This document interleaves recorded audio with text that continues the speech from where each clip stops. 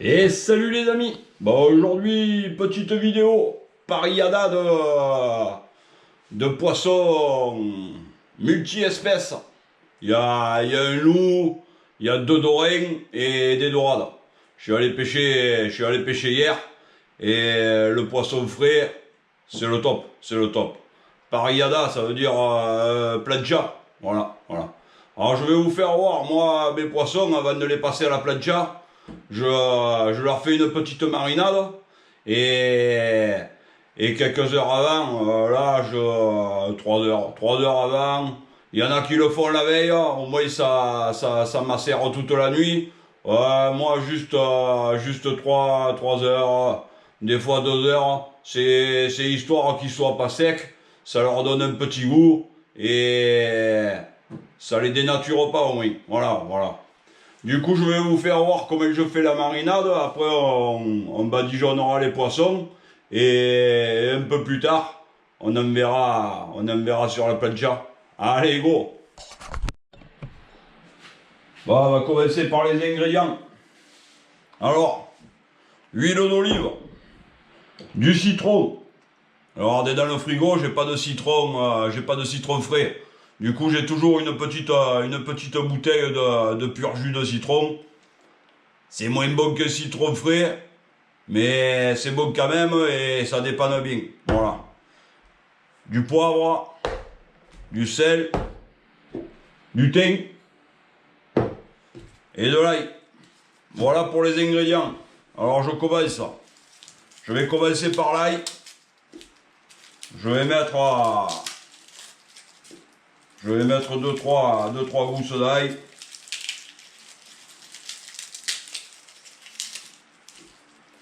Alors l'ail, je vais le couper un petit bout en essayant de faire le plus petit possible. On pourrait le broyer aussi. On pourrait le broyer. Ou le broyer ou l'écraser avec une fourchette. Moi je le coupe en petits cubes.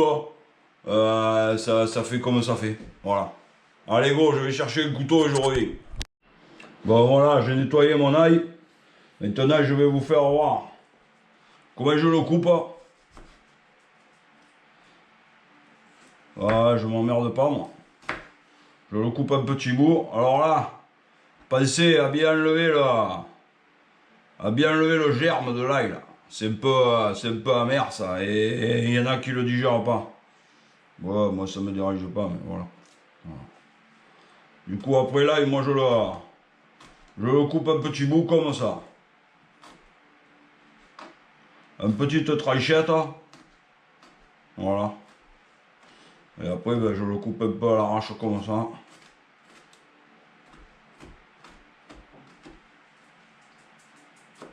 Tout simplement, pas trop petit, mais pas trop gros non plus. En fait, c'est pour qu'il rende bien son goût pendant la marinade.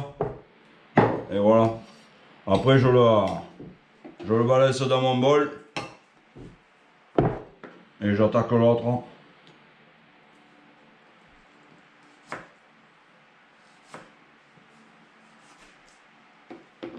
Le germe. S'il y a germe, s'il n'y en a pas, c'est rien de le chercher.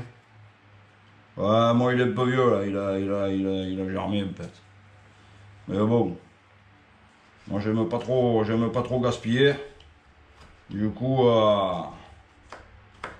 j'enlève le germe et c'est de l'ail. Des fois même un peu vieux il est meilleur. Il est un peu plus puissant. Et voilà.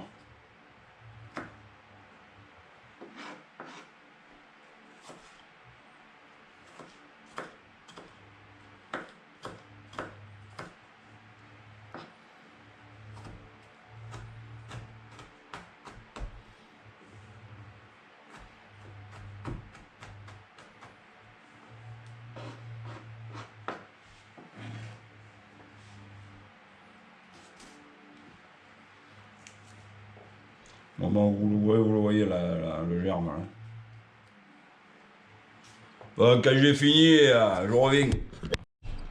Bon voilà, j'ai J'ai haché mon ail en tout petits morceaux.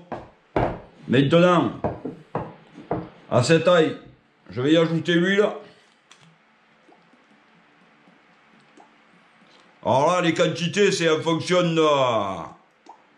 C'est en fonction un peu du nombre de poissons qu'on a. Hein.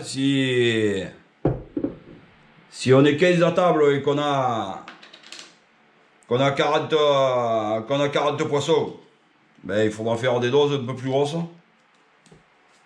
Ensuite, j'y mets un peu de poivre. Bouger ce con, quoi.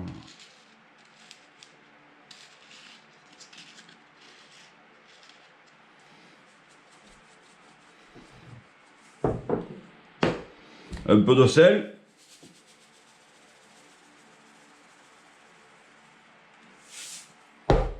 Ensuite, mon citron, qui n'est pas ouvert encore. Normalement, j'en ai toujours du frais, mais là, ce coup-ci, eh ben, j'en avais pas.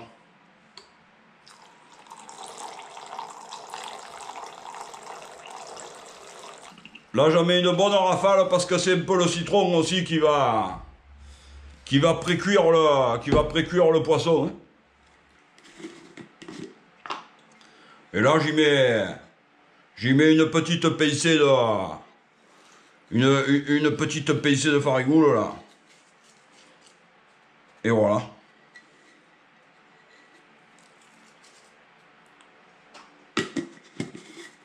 Maintenant, je vais mélanger tout ça.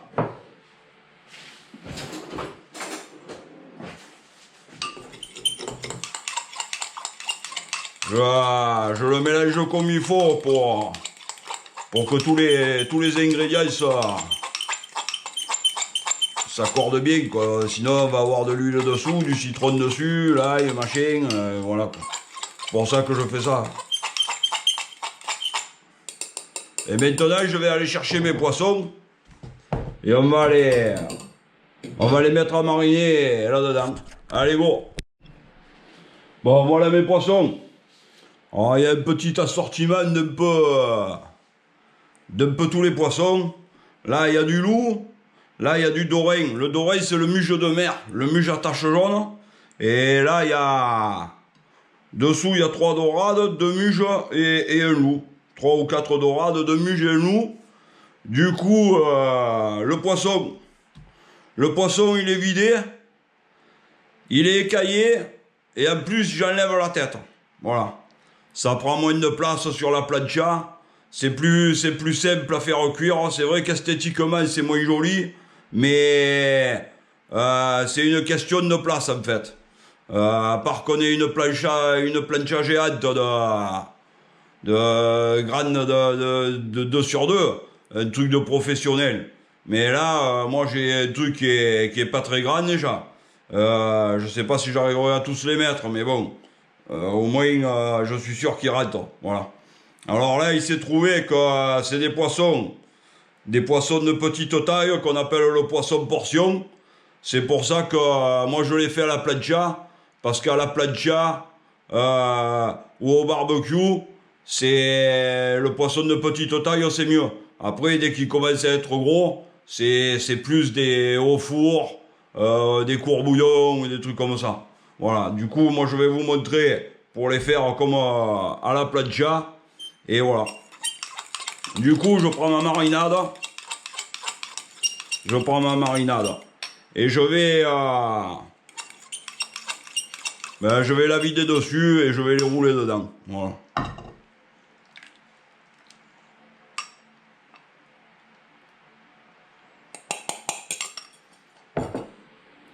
Du coup, là, les poissons de dessous, je les fais venir dessus. Et les poissons de dessus, eh ben, ils vont dessous dans le jus. Voilà. J'essaye de bien que ça rentre bien à l'intérieur pour bien qu'il y ait pour bien que la marinade elle pénètre le poisson, pour que le citron il fasse un peu son effet de pré-cuisson, de ramollir la chair du poisson. Voilà. Du coup, là, ils sont tous, ils ont tous été un peu enroulés dans le jus. Et maintenant, on va les remettre au frigo jusqu'au moment où on les fera cuire. Ou au moment où on les fera cuire. Du coup, ils macèrent encore un peu dans la marinade. Et c'est ça qui donne du bon goût. Ça évite aussi quand on les fait cuire que la chair et tout soit sec. Ça les graisse un peu. Et voilà. Bon allez les amis, à tout à l'heure pour l'opération cuisson. Là ils repartent au frigo pour à peu près 2h30, 3h. Ouais, c'est à peu près ça. Dans 2h30, 3h, je les sors et on commence à les faire cuire. Allez go. Bon du coup c'est parti les amis, j'ai mis la plancha à chauffer. Et on va envoyer les poissons. Bon alors vous affolez pas, sur la plancha il y a un peu des trucs blancs qui tombent, c'est des cendres, il y a un gros incendie là. Et du coup comme il y a du sud, l'incendie et toutes les cendres elles viennent jusque chez moi.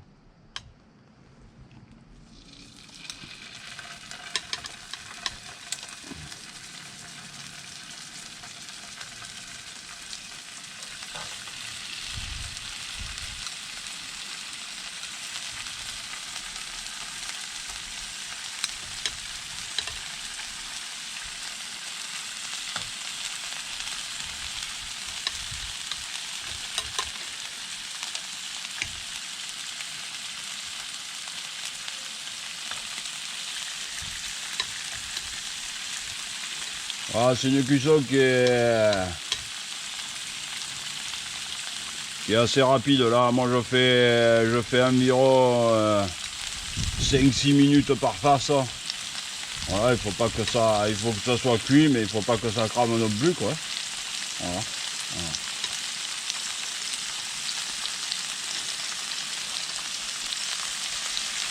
Alors moi je me suis mis dehors.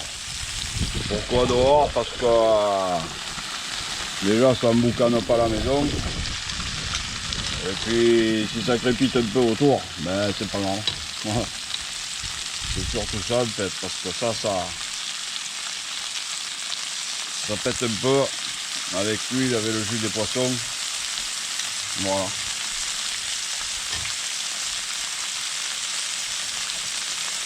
Environ 5 minutes sur une face. Après, je rejette un coup d'œil. Et voilà.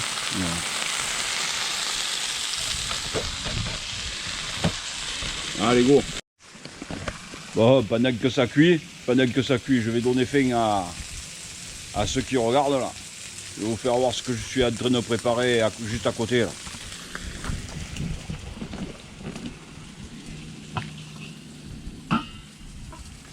Là, je suis en train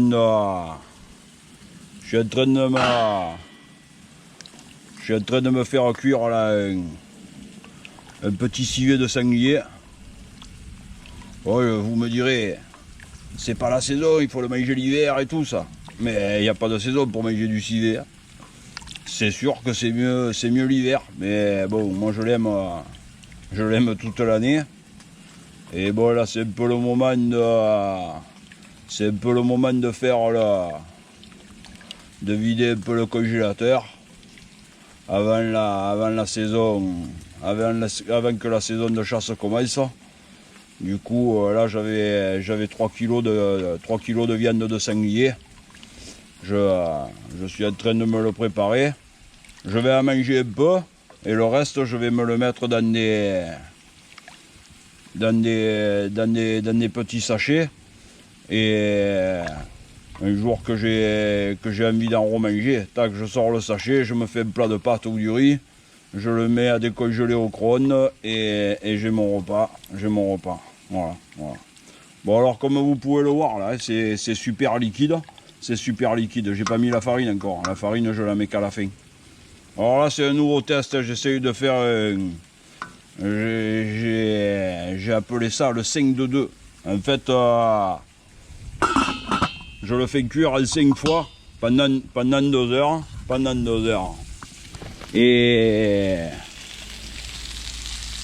je vais voir si la viande est encore plus tendre que de le faire cuire pendant 5 ou 6 heures sans s'arrêter.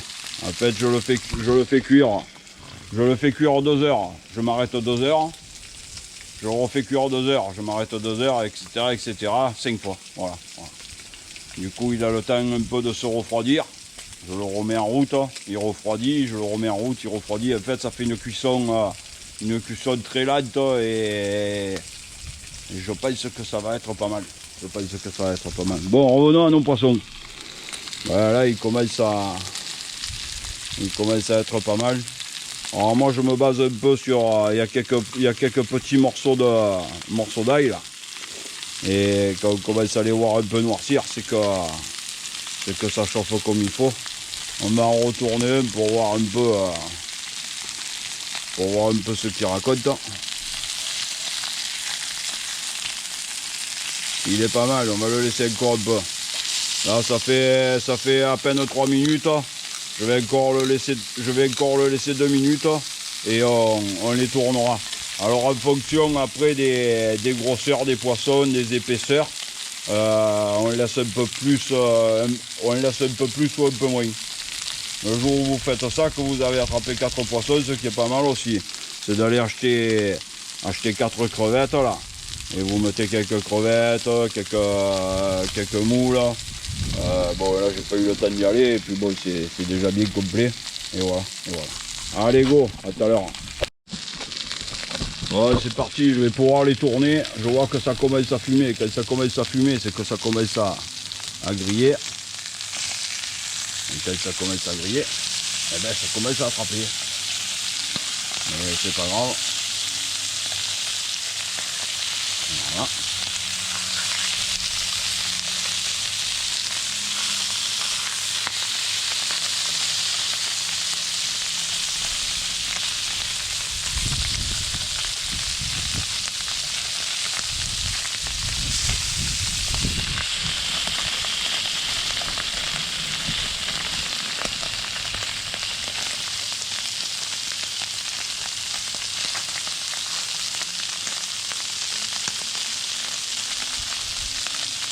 Bon mais voilà, là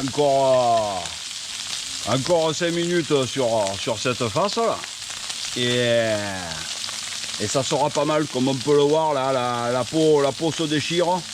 La peau se déchire, on voit que la chair est bien cuite là sur cette face. Là, on va mettre encore 5 minutes sur l'autre et on devrait être pas mal. Voilà.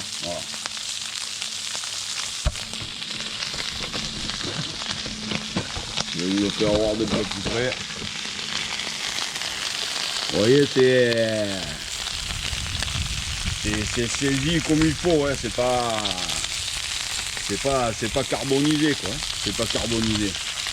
Surtout ne faites pas carboniser parce que ça donne le goût de brûler à la chair après. Et ça vaut plus rien. Ça vaut plus rien. Et puis c'est dommage quoi. C'est dommage. Le poisson c'est quelque chose de très bon pour la santé. Ça devient rare d'avoir du bon poisson. C'est dommage de le gaspiller ou de le faire cramer. Bon là il a été pêché hier. Il bouge encore presque. Il bouge encore. Voilà. Allez go. Bon voilà les amis. Je pense qu'on est pas mal.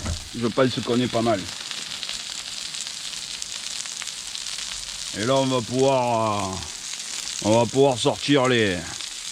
On va pouvoir les sortir. Ah c'est nickel. Moi je les. En les retournant, on voit que ça n'a pas attrapé, mais la chair est cuite.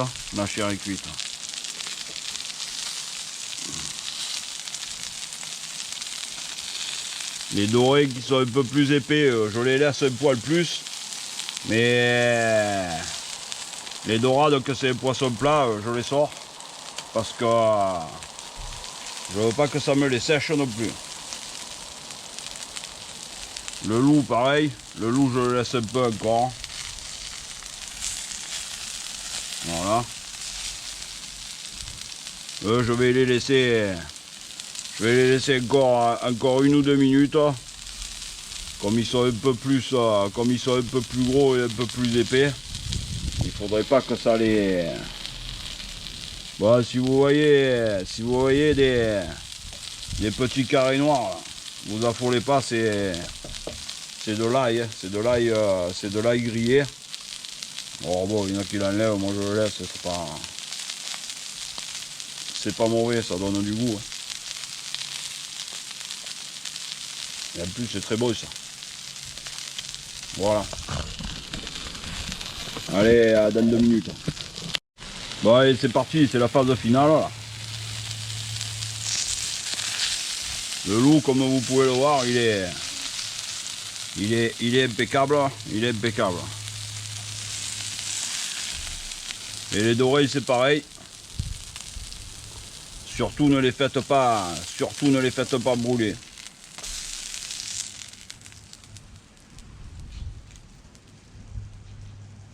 Voilà, les amis, la recette se termine.